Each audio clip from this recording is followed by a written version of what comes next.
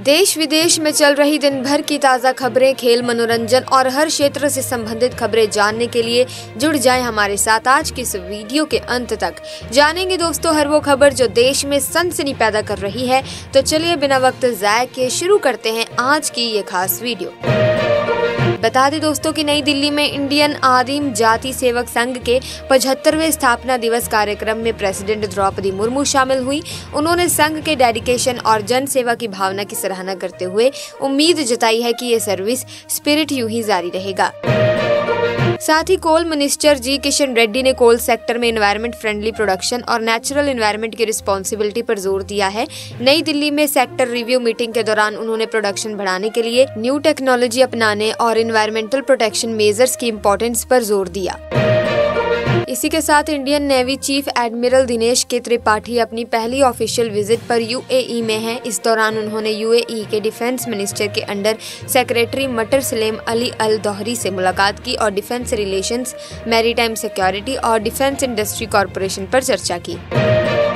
Enforcement directorate यानी कि ED ने सीमा पर ड्रग ट्रैफिकिंग नेटवर्क से जुड़े मामले में 6 लोगों को गिरफ्तार किया है। ये कार्रवाई मुंबई के नवा शेवा पोर्ट से 293 किलोग्राम हेरोइन की जब्ती के आधार पर की गई। इसके अलावा दिल्ली पुलिस की स्पेशल सेल ने फरीदाबाद में एक फ्लैट और 2 व्हीकल से 353 किलोग्राम हेरोइन बरामद की है।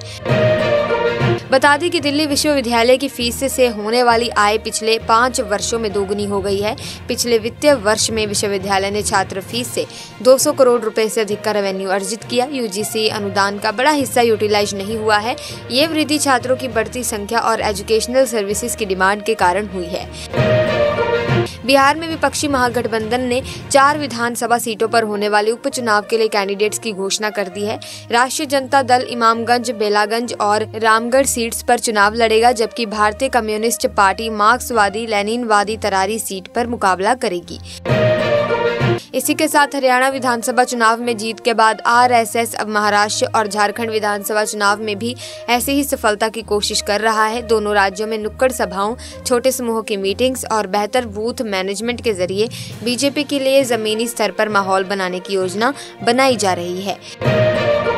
केंद्र सरकार ने पीएम इंटर्नशिप स्कीम को बढ़ावा देने के लिए बड़ा निर्णय लिया है। पब्लिक सेक्टर कंपनीज अब अपने सीएसआर फंड का इस्तेमाल इस स्कीम पर कर सकेंगी। इसके लिए सरकार ने वित्त वर्ष की कॉर्पोरेट सोशल रिस्पॉन्सिबिलिटी गाइडलाइंस में संशोधन किया है। अब पीएम इंटर्नशिप स्कीम को सामान्य थीम के रूप में शामिल किया जाएगा। इसी के साथ दोस्तों अगर आप अपने राज्य से संबंधित खबरें देखना चाहते हैं तो कमेंट सेक्शन में अपने राज्य का, अपने स्टेट का नाम जरूर लिख दे ताकि आपके राज्य से जुड़ी खबरें हम आप तक पहुँचा सके। वहीं आपको बता दें कि भारत के प्राइम मिनिस्टर नरेंद्र मोदी और चीनी प्रेसिडेंट शी जिनपिंग के बीच रूस के कजान शहर में एक बैठक हो रही है जो ब्रिक्स सम्मेलन के दौरान हो रही है। ये काफी खास है क्योंकि ये दोनों नेताओं की लगभग 5 साल बाद होने वाली पहली मुलाकात है। साइबर ठगों ने 24 घंटों के लिए एक तरह से नीना कोरा को डिजिटल रूप से गिरफ्तार कर लिया है। वो 67 साल की हैं और लालपुर पांड्यापुर के चंद्रा रेसिडेंसी में रहती हैं। इन ठगों ने उनसे 32,40,000 रुपए की ठगी की। उन्होंने नीना को व्हाट्सएप पर गिरफ्तारी वारंट भी भेजा था। अब इस मामले में साइबर क्राइम थाने में मुकदमा दर्ज किया गया है। वहीं बता दें कि प्रियंका गांधी वाड्रा 13 नवंबर को वायनाड लोकसभा उपचुनाव के लिए अपना नामांकन पत्र दाखिल करने जा रही हैं। ये उनकी पॉलिटिक्स में एंट्री का पहला कदम होगा। उपचुनाव इसीलिए हो रहे हैं क्योंकि राहुल गांधी ने रायबरेली में जीत के बाद ये सीट खाली कर दी है।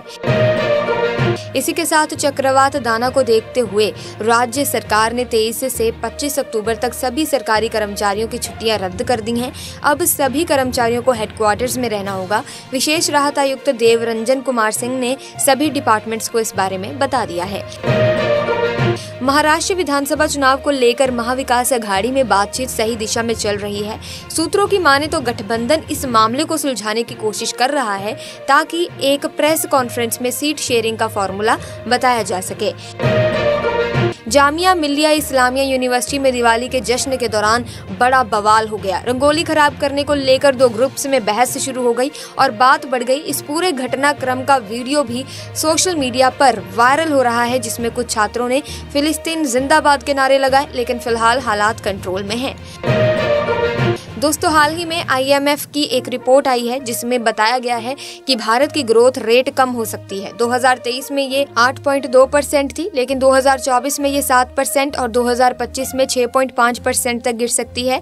रिपोर्ट के अनुसार कोविड के दौरान जो डिमांड बढ़ी थी वो अब खत्म हो चुकी है। इससे हमारी इकोनॉमी अपनी असली कैपेसिटी के हिसाब से काम कर रही है, मतलब चीजें अब पहले जैसी नहीं रह गई हैं।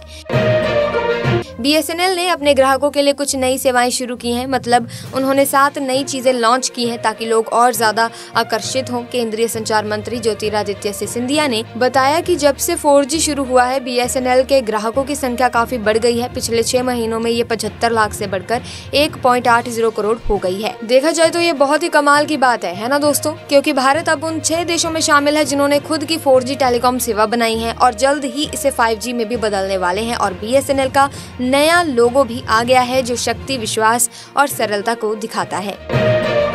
दोस्तों पासपोर्ट बनवाने में जो लोग परेशान हैं, अब उनके लिए एक अच्छी खबर आई है। पासपोर्ट के लिए मोबाइल वैन लॉन्च की गई है और ये अब उत्तर प्रदेश के कई डिस्ट्रिक्ट्स में भी पहुंचने वाली है। इससे लोगों को काफी इजी होगा, मतलब कि अब पासपोर्ट बनाना और भी इजी हो जाएगा। वित्त मंत्री निर्मला सीतारमण ने न्यूयॉर्क में कोलंबिया यूनिवर्सिटी में कहा कि भारत की बैंकिंग सिस्टम काफी मजबूत है, इसमें कम नॉन परफॉर्मिंग एसेट्स और कैपिटल एडुकेसी रेशियो भी अच्छा है। उन्होंने बताया कि फाइनेंशियल सेक्टर का काम है इंडस्ट्रीज को बढ़ावा देने के लिए जरूरी लोन्स देना ताकि हमारी इकोनॉमी अच्छी तरह चलती रहे। एशियाई विकास बैंक, जिसे हम ADB कहते हैं, इसने पश्चिम बंगाल में इलेक्ट्रिसिटी डिस्ट्रीब्यूशन को सुधारने के लिए $24.13 करोड़ का लोन दिया है। इसका फोकस है कि लोग रिलायबल और सस्टेनेबल इलेक्ट्रिसिटी पाएं, जिससे उनकी जिंदगी और भी ज्यादा बेटर हो सके। भारत और पाकिस्तान ने मिलकर श्री करतारपुर साहिब कॉरिडोर के समझौते को 5 साल बढ़ाने का फैसला किया है। ये समझौता पहले 24 अक्टूबर 2019 को हुआ था, जिससे इंडियन पिलग्रिम्स यानी कि तीर्थ यात्री आसानी से पाकिस्तान के करतारपुर में गुरुद्वारा दरबार साहिब जा सकें। वहीं देखिए दोस्तों अगली खबर, अगर आप पूर्वोत्तर के किसी राज्य में रहते हैं और 12वीं पास कर चुके हैं तो आपके पास एक अच्छा मौका है।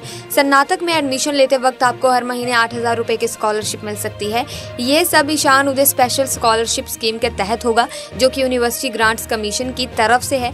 तो अगर आप अप्लाई करना चाहते हैं तो जल्दी करें। आपको 31 अक्टूबर तक नेशनल स्कॉलरशिप पोर्टल यानी scholarship.gov.in पर जाकर आवेदन करना होगा। ये एक बेहतरीन मौका है, इसे मिस मत कीजिए। वहीं दिल्ली प्रदूषण नियंत्रण कमेटी के आंकड़ों के मुताबिक 2017 और 18 से 2020 और 21 के बीच यमुना की सफाई के लिए कई डिपार्टमेंट्स को 6,856.9 करोड़ रुपए की फंडिंग दी गई थी, मतलब काफी पैसे खर्च किए गए हैं इस काम पर।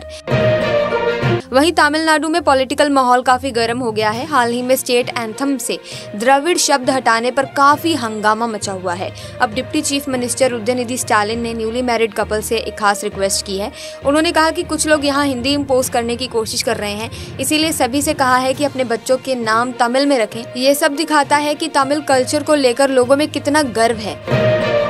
साथ ही दोस्तों प्रदेश सरकार 582 से ज्यादा मलिन बस्तियों को उजड़ने से बचाने के लिए एक मीटिंग करने जा रही है। इस मीटिंग में वे एक प्रपोजल लाएंगे। दरअसल जो ऑर्डिनेंस इन बस्तियों के लिए लाया गया था उसकी मियाद अब खत्म हो रही है। सरकार सोच रही है कि इसे 3 साल और बढ़ा दिया जाए। इस प्रपोजल का मकसद ये बस्तियां सुरक्षित रखना है। वहीं दिल्ली NCR में प्रदूषण का स्तर बेहद खराब हो चुका है। दिवाली से पहले हवा में धूल और जहरीली गैसें बढ़ने से वायु गुणवत्ता बहुत खराब स्तर पर है। सफर इंडिया के अनुसार दिल्ली का AQI 349 पर पहुंच गया है, जो गंभीर चिंता का विषय है।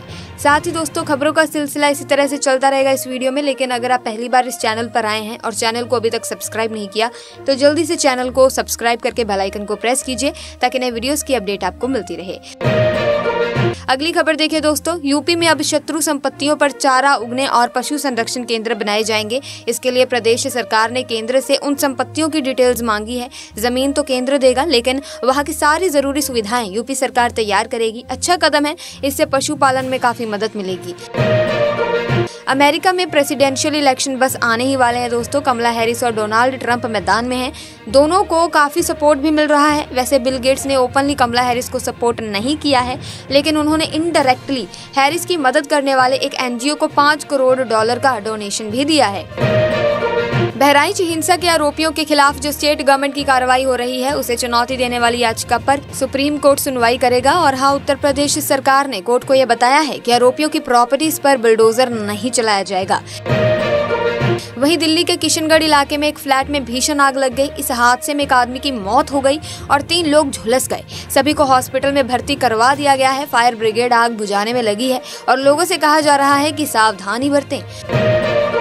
वहीं सिगरा थाना में NSUI के वर्कर्स ने कहा कि कांग्रेस नेता राहुल गांधी को जान से मारने की थ्रेट दी गई है। दूसरी ओर चेतगंज थाने में एक महिला ने पूर्व विधायक और कुछ और लोगों पर गैंग रेप का आरोप लगाया है। ये केसेस काफी गंभीर नजर आ रहे हैं। वहीं भारत और ऑस्ट्रेलिया के बीच 22 नवंबर से टेस्ट सीरीज शुरू होने वाली है। हमारी टीम जीत की हैट्रिक लगाने का इरादा रखती है। अजीत अगरकर की सिलेक्शन कमेटी के अनुभव को देखते हुए पुजारा का सिलेक्शन भी हो सकता है। सबकी नजरें इस सीरीज पर होंगी। वहीं शेयर बाजार में दोनों स्टॉक एक्सचेंज बढ़त पर है। निवेशकों का ध्यान बजाज ग्रुप की कंपनी के शेयर पर है, क्योंकि उनकी सहायक कंपनी ने सितंबर क्वार्टर के नतीजे जारी किए। इन नतीजों के बाद कंपनी के स्टॉक काफी चर्चा में नजर आ रहे हैं। साथ ही उपराज्यपाल वीके सक्सेना ने हेल्थ और फैमिली वेलफेयर विभाग के अनुबंधित नर्सिंग कर्मचारियों की सेवाएं 1 साल और बढ़ाने की मंजूरी दे दी है। ये 11 अक्टूबर 2020 की रेगुलराइजेशन पॉलिसी के तहत है। इससे पहले 1 जुलाई 2023 को भी इन्होंने इन कर्मचारियों के लिए सर्विस एक्सटेंशन दिया था। फिलहाल के लिए दोस्तों आज बस इतना ही। अगर वीडियो इन्फॉर्मेटिव लगी है तो आप इस वीडियो को लाइक करें, शेयर करें, चैनल को सब्सक्राइब करें और हाँ, अपने राज्य का नाम भी कमेंट सेक्शन में जरूर लिख दीजिएगा ताकि हम आपके राज्य से संबंधित खबरें आप तक पहुँचा सकें। Thanks for watching.